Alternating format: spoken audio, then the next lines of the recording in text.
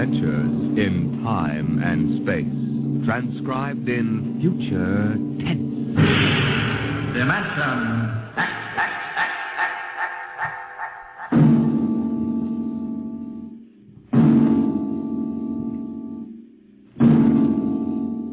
Can you predict what will come in 100 years? Or in 10? Or in the next minute? Some people think they can. Nuclear science, mathematicians, astronomers, biologists. They'll predict the shape of the future because they make the future. Because they see beyond the known dimensions of time and space into the unknown, Dimension X.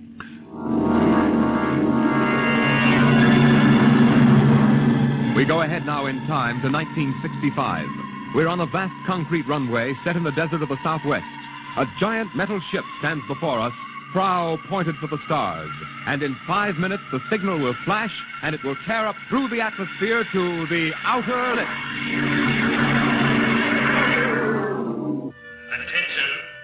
Attention. Clear field for takeoff. Clear field. 5 minutes, Steve. For takeoff. Warm her up, Charlie.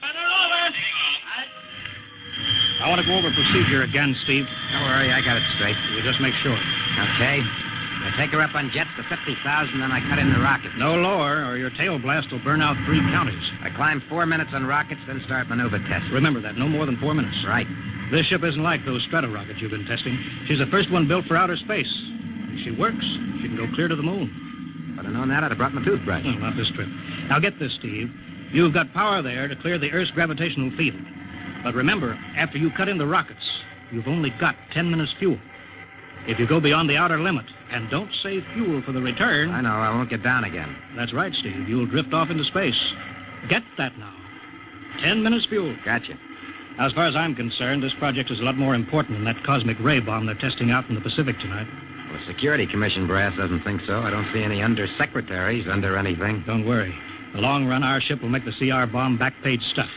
But in the meantime, it's just as dangerous. Remember, half the principles in this ship are pure theory, Steve. Slide rule stuff. If anything goes wrong, we may have to scrape you off the landscape with a soup spoon. You have a charming sense of humor. Now, here's what I'm getting at. We're risking your neck in this test. If anything blows, we don't want to have the next man pull the same boner. I know, Hank. So keep your mic open and keep talking. If anything goes wrong, we want to know exactly why. And we won't be able to ask you. Let us know before you pull every switch. Before you do anything. You got that? Yeah. Even if you only have to blow your nose. All right, get those fuel lines away. Okay, Mr. Crow. Well, I guess that's about all, Steve. Hey, that reminds me. Look, if Mary calls, I'm just up on a milk run. I didn't tell her today was it. How is she? She's okay, but she's due about now, and I don't want her to be nervous. Hey, I didn't know the baby was that close. Yeah? Steve, I really ought to be sending a single man on this job. What, and cut me out of a soft paycheck? Forget it, Hank. You know you can't get anybody else who can take 15 G's acceleration when those rockets cut in. Yeah, I know. It's time, Steve. Yeah. Well, see you later. Don't worry, Hank. I'll sweat for both of us. Button her up, Charlie. So long, Hank. So long. We'll give you the light from control.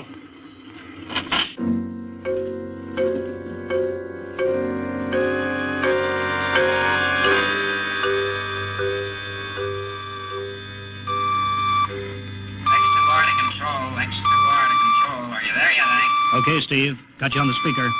I'm ready to go. Mr. Hanson. Ready on radar, Sergeant? Check. Mr. Hanson, you better see this. What is it, Elsa? Message center for Steve. Mrs. Weston just left for the hospital. What? Hello, Steve. Yeah. Stand by a minute. Shall we hold the takeoff, Mr. Hanson? What? Oh, yes. No, wait just a minute. It's too late now. You going to tell him? Maybe he's got enough to worry about. Hey, what's holding us up, Hank? Something on your mind? No, it's nothing, Steve. I just wanted to say good luck. Clear for takeoff, Charlie? Right. Okay. Give him the light.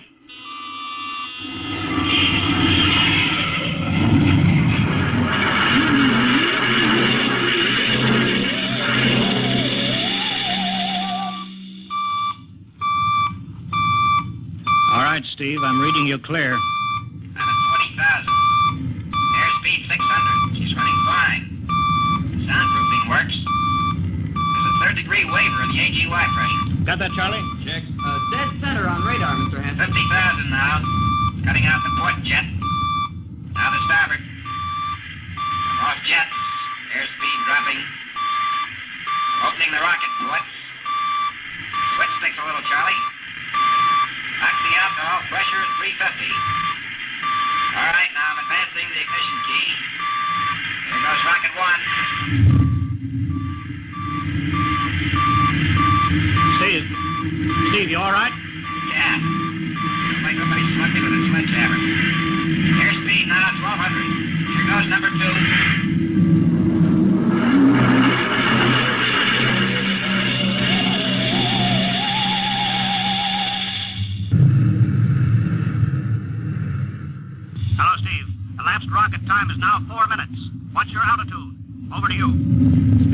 4,400. Still climbing. Altitude, 297 miles. All right, you're at the outer limit.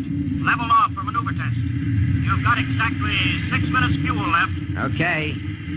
Starting a 3-degree left bank. It's a little sluggish. There, it's all right now. There's a low vibration someplace. Maybe the cockpit hatch. Now I'm straightening out. 5 minutes fuel left. Now I'm starting a 3-degree Hey! What's the matter? What's wrong?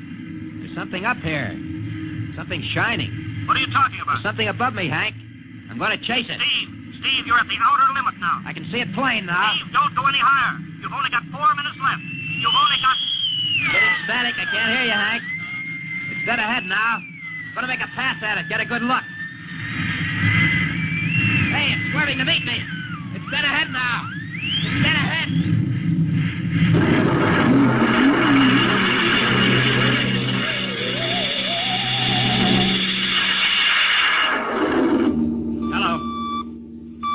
Hello, Steve. Steve, come in. 9 minutes fuel gone. Still no sign on radar. Hello, Steve. Steve, what's happened? Charlie, get out the crash squad. Tell the Army squadron to alert their search planes. Right. 9.5 minutes gone. Hello, Steve. What's happened? Where the devil is it? Charlie, Hello. for Mr. Hanson. Come in, Steve. We need a search squadron. Come in. No, Mr. Hanson's busy. Hello, Steve. 10 minutes, Mr. Hanson. That's the end of his fuel.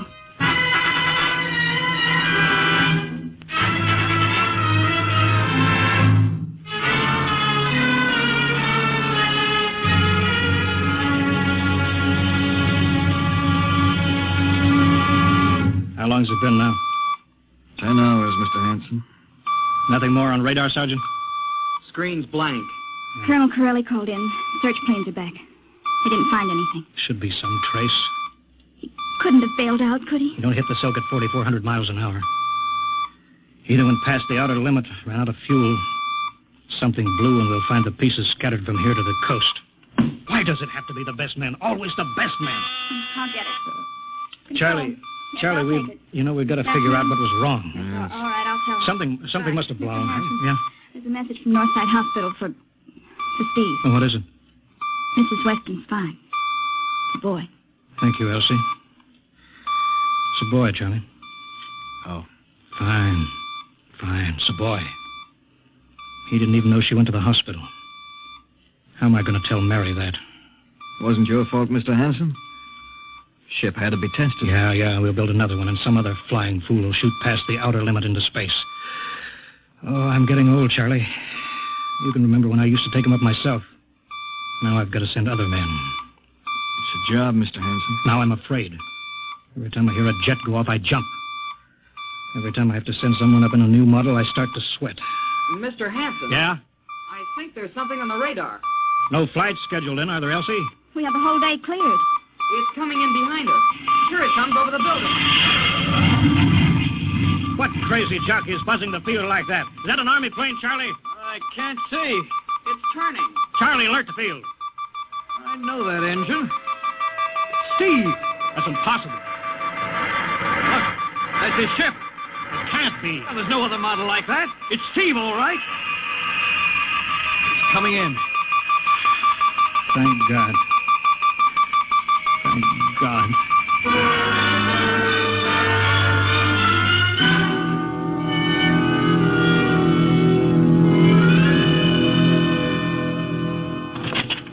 All right, sit down, Steve. The quicker we get this done, the quicker you get over to see Mary and the baby. Hank. Elsie, give the order to check and refuel the rockets.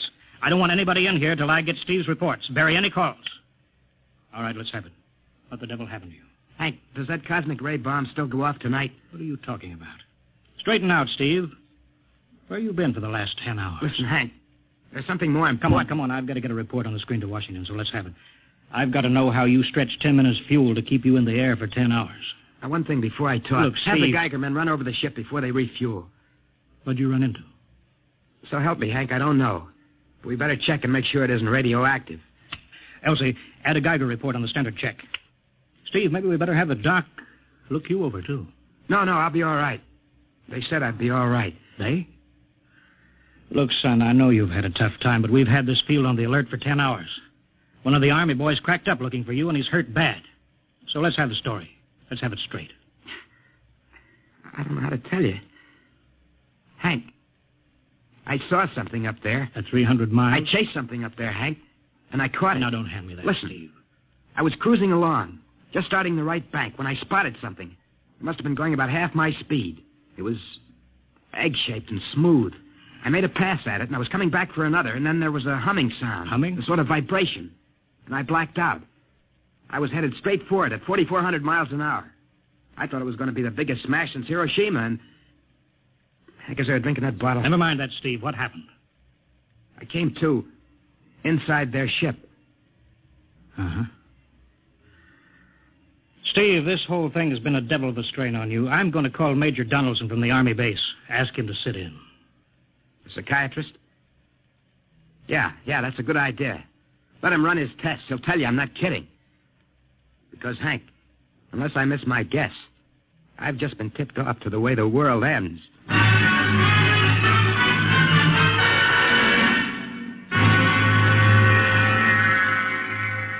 All right, Mr. Weston, suppose you continue your story. Yes, let's have it, Steve. You woke up inside the ship? Yes, and the place was jammed with machinery.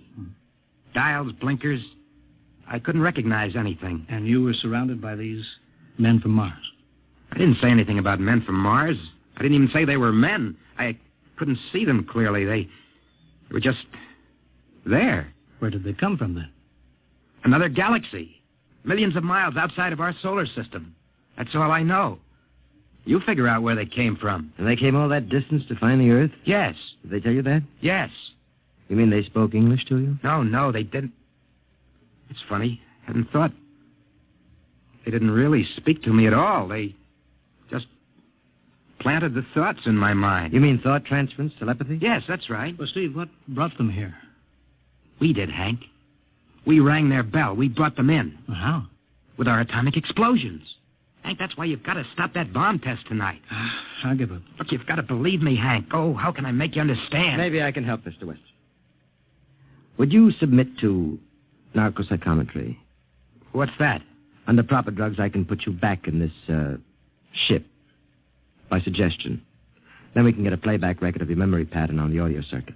And how long will that take? Half an hour. We'll have to go over to the lab.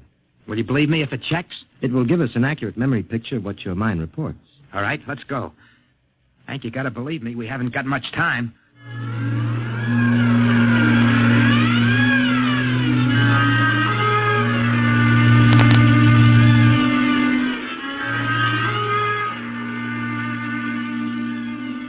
You should be getting drowsy now. Count backwards from 10. 10, 9, 8, 7, 6, 6.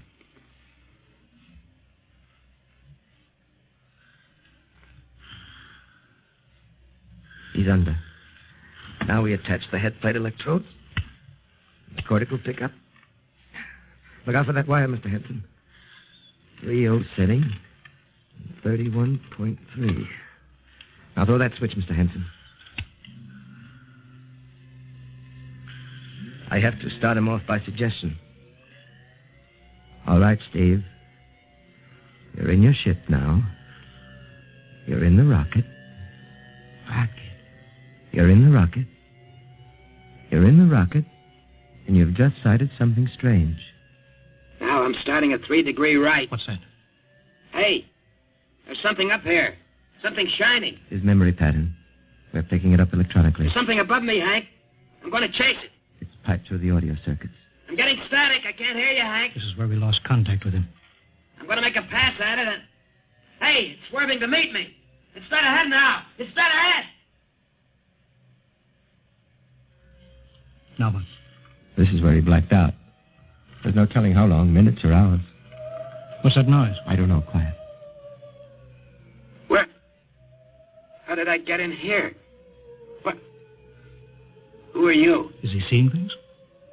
Intergalactic Patrol. What's that? What are they saying, Steve? What are they saying? It's about nuclear fission. They know about it. They know the danger of it. Long ago, they had wars that almost destroyed them. But finally, they learned. Now they've outlawed war. Go on, Steve. They patrol space.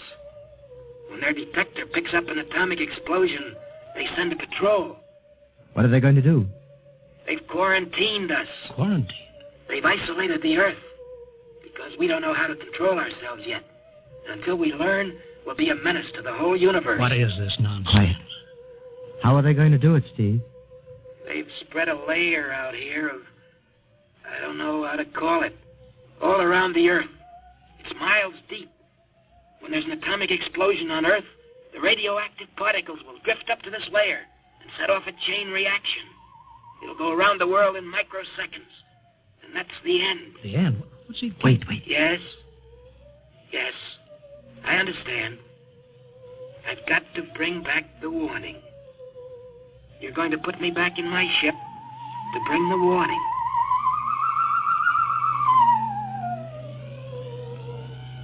Now what? Blacked out again. I guess that's all. What does all that mean? It's what he remembers. Don't think that really happened. No. Narcopsychometry circuits produce what he remembers. It just means that Steve believes this happened. I don't like to see this. I've seen too many top pilots snap. Steve is the best I've known. How bad do you think he is? Frankly, outside of the presence of this well-organized hallucination, there's no sign of unbalance. May not be too serious. If he had a more plausible story, I'd be inclined to believe him. Warning. Hank. It's all right, boy. Did you hear it, Hank? You understand? Sure. We've been quarantined. Let me give you something to make you sleep, Steve. Don't you understand? They fixed it so that if we set off one more nuclear explosion, that'll be it. Of course. Don't roll your sleeve down. You don't believe me. Now, take it easy, Steve. For the test tonight. They're setting off the CR bomb. Hank, what time is it? 11:20. Well, it's scheduled for midnight. Hank, we got to stop that bomb. Steve, let Donaldson give you the hypo. Hank, you've got to believe me. I saw them. I got the warning. If we touch off that bomb tonight, it'll be the biggest galactic 4th of July of all time. The whole Earth will go up like a Roman candle. April 10th, 1965, the end. Now, look, Steve, you better calm down. Don't you want to see Mary and the baby? You've got a new son, remember? Yeah, that's just it, Hank. I want to see my son. I want him to live. If that bomb goes off, Hank, we've got to stop them. Mr. Hanson, I think we'd better get over to the base hospital. Hank, you've got to believe Yeah, me. sure, Steve. Maybe there is something to it. Look, it's out of your hands. I'll put it in a report and shove it into Washington in the morning. In the morning? There isn't going to be any morning, Hank. Don't you understand? You've got to call Washington now. Get the head of the Security Commission and postpone that test. Now, you know I can't do that, Steve. My neck would be out a mile. Besides, this is 1965, not 45. 20 countries have atomic bombs now. What's the use of stopping just this one? The rest will keep right on popping them Well, then off. we'll have to call an international conference. Can't you understand, Hank? The first one that goes off finishes us at the end. They've given us the quarantine warning. Steve, I think you'd better go with us to the base hospital. Look, Steve, we can call up for a detail if we have to. All right. I'll go with you. You don't need a straitjacket. That's the way, Steve. You'll probably feel better by morning. Let's go.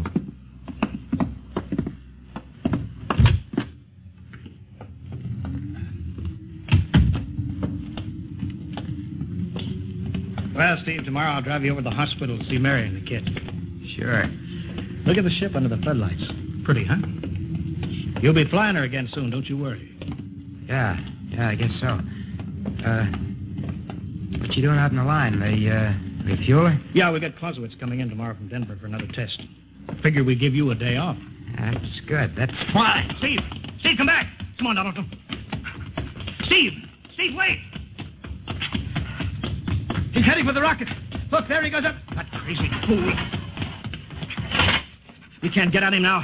That covers armor glass. He's waving. Yeah, towards control. It's the radio. He needs the radio. Come on. I should have gotten help. Oh, the radio's still hooked up here. Hello, Steve. Listen to me, Hank. You gotta call Washington now. Come out of that rocket, Steve. I'll call my men. Don't try anything, Hank. They've refueled the rocket for tomorrow. Take it easy, Steve. Listen, you know what'll happen when I fire the rocket tubes down here? Steve, don't. It'll burn out every building for 5 miles. All of us in one big blast. Steve, what do you want? You've got to stop that bomb. You got to call Washington right now. They won't believe me. You make that call or I cut in the rocket. Now, I mean it, Hank. Now hook my screen to yours in parallel. I want to see exactly what you're doing. All right. Just don't fire those rockets. Get going, Hank. You got 12 minutes to make that call and stop that bomb. All right, I'm making the parallel hookup right now. Donaldson, you think he'll really blast? I don't know. Up to now, I'd almost say it was normal, but now he's liable to do anything, Hanson. Steve, there, you getting it on your screen? Yeah. Now put that call through. All right. Operator, Visit screen to Washington. the Visiscreen circuits are busy, sir. If you'll try again in half an hour. This is Security Commission priority. Break in, get me a line. Yes, sir. Just a moment, please. 10 minutes, Hank. Listen, Steve, I'm trying. We're ready to take your call, sir. Washington, Security Commission 3. This is urgent. I want Undersecretary Herbert Ames. Washington 3. 1 moment, please. Hurry, will you? 1 moment, please. What time is it, Donaldson? 11:51. Do you think he'll fire those rockets? He might. Washington, Visit screen 3. Mr. Herbert Ames, please. that is a coded exchange. I cannot accept your call without clearance. Get it through, Hank. Listen, Washington, put it through. This is Mr. Hanson at San Marco Air Base. This is a priority call. I'm coded. 1 moment, please. I will check your code number. Get that through, Hank, and that bomb goes off at 12. Will you be reasonable, Steve? Your call has cleared, San Marco. Washington, visit screen 3. Herbert Ames, please. Security Commission Ames. Listen, Ames. Hello, Hank. Ames, you got to get me to the chief. Are you kidding? He's at the test control room. Yes, I know, but get him for me. What's up? You look lousy. Or is it a bad circuit? There's no time. I've got to get him before the test. It's about the CR bomb. I can't take that responsibility. Get that through, Hank, or I Hey, blank. what's going on there? Ames, my project has a high enough rating. This is a priority A call. What? Okay, it's your neck. I'll try to get him for you. He's in the control room, so you'll have to switch off your screen and speaker and go on earphones. Too much going on in there. Security ruling. You hear that, Steve? I've got to cut the incoming screen. All right, but don't try anything. 8 minutes, Hank. Hello? What? You got him, Hank? Yes. This is Hanson at San Marco. No, sir. Priority A request to cancel the bomb test. No, I'm serious. This is deadly serious. We sent the X2 JTR up today to the outer limit. We uncovered evidence. Yes, on the automatic instruments. What's that? No, possible chain reaction. No, I can't tell you the whole story. There isn't time here. Yes, I'll bring the readings into Washington in the morning. You've got to postpone the test till you see them. Look, I've worked on contracts for the Commission for 10 years. Yes, I have complete confidence in my information. You can record that. All right, I'll call you back immediately. Bye. Hank? He's agreed to cancel, Steve. The bomb won't go off. All right, boy. You can come down out of that ship.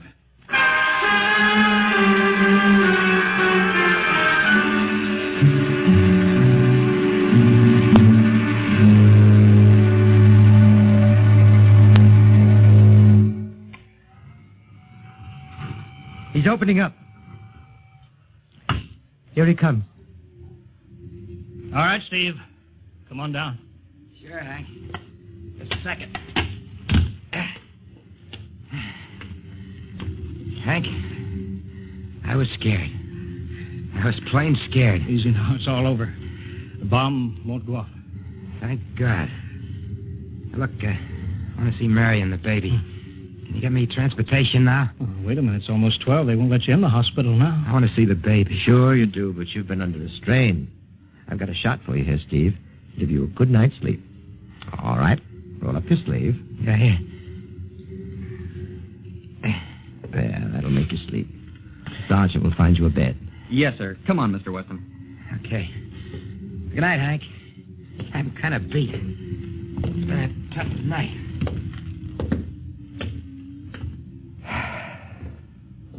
It sure has. I thought for a minute he was going to blast those rockets and send us all to Kingdom Come. Yeah. Quite a stunt getting the ray bomb test called off. It isn't called off. But the chief said... Ames couldn't get the chief. I was talking to a dead circuit. Bomb goes off in a couple of minutes. Oh. Poor Steve. He was one of the best. He was the best. 1 in 10 million. Some story of his, poor guy. For a while, he almost had me believing that quarantine. That's a very common delusion. End of the world. Yeah, I suppose so. It's a nice night. Never saw the stars so bright. We better be getting in. That wind is cold. Well,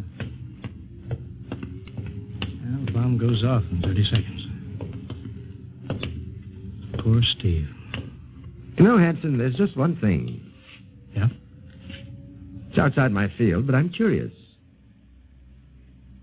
How did he keep that ship in the air for 10 hours with only 10 minutes fuel?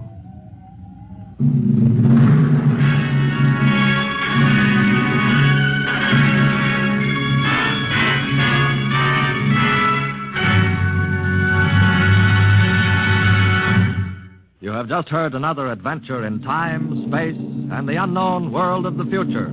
The world of Dimension X.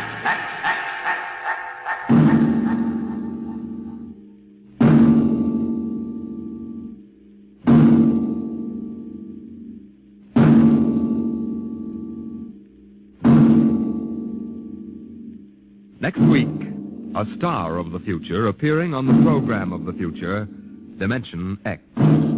Next week, Miss Nancy Olson, the talented young actress whose performance in Sunset Boulevard marks her as one of Hollywood's most promising young actresses, becomes the first of a group of rising young artists of stage and screen who have been invited to make an appearance in this series. So listen then for Hello Tomorrow, starring Nancy Olson on Dimension X.